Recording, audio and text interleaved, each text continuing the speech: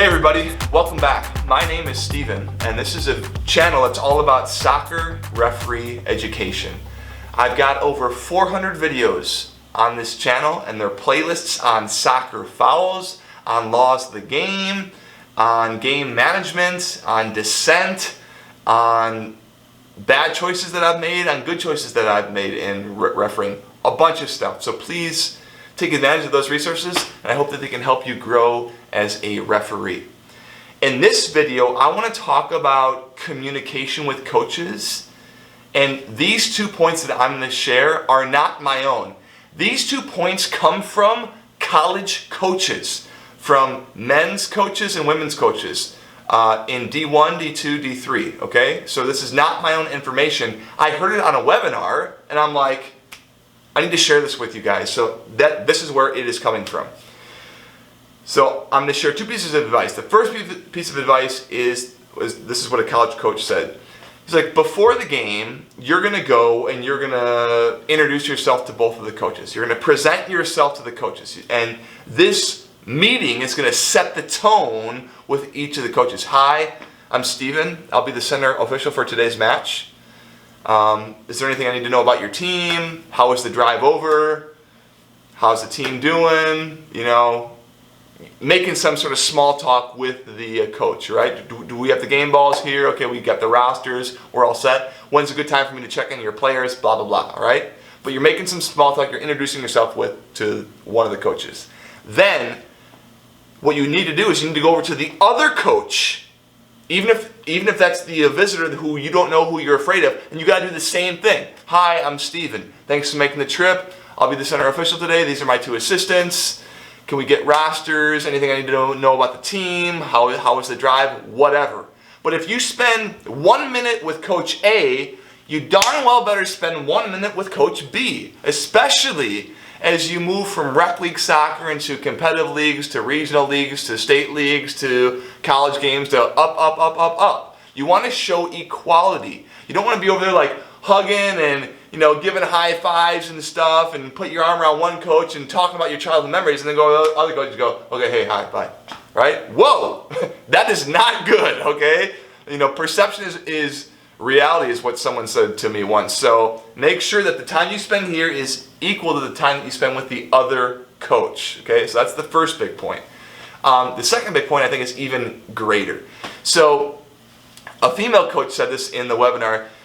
She goes, you need to communicate with us being the coaches. The referees need to communicate with the coaches so that the coaches can adjust. Guys, that's huge, okay? When a soccer team comes onto the pitch, if they haven't watched video and, you know, spent hours studying this team and how they move and who their best players are and blah, blah, blah, they are playing the other team. Like you play chess against someone. You are reacting to what the other team, what the opponent is bringing. Do they have really strong forwards? Do they have a really strong defense? Do they have a tiny goalkeeper, a huge goalkeeper? Are they all right-footed? Are they all left-footed? Do they have no speed, tons of speed? Do they possess? Do they boot it over the top and run onto the ball? How are they playing the game? And based on how they're playing, you are going to react or respond or counter what they're giving you. They got a super, like 7 feet tall forward, you're gonna probably, who's like weighs 260, you're probably gonna put like 3 players on them. And then if everyone else is like, you know, has got the dribbling skills of like a second grader, you're gonna be like, okay, forget them, let's just put everybody right here, okay?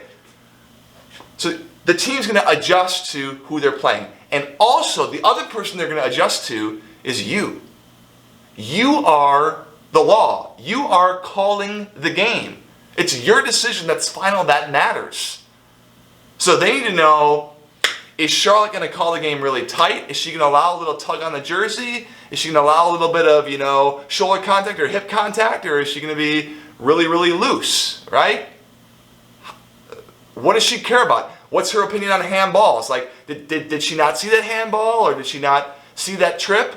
Like, if there's a tackle that happens in front of the coach, and you go, I didn't see it, that's different than you saying, I saw it and I'm okay with that level of contact. That's information for the coach to be like, okay. And then the coach is going to say to their players, guys, we got to play through that, okay? This is how the refs call the game. We got to play through it. Or they're calling the offsides really loose, so let's push it, right? But the communication, like when the coach asks a question at a dead ball or at halftime, if they're coming up, provide the information with them so that they can adapt to what you're doing. Well, I want to say one last thing about this. You don't need to worry about being consistent if they go, oh, well, that's never been called before, or that's not what they did last week. That's none of your concern.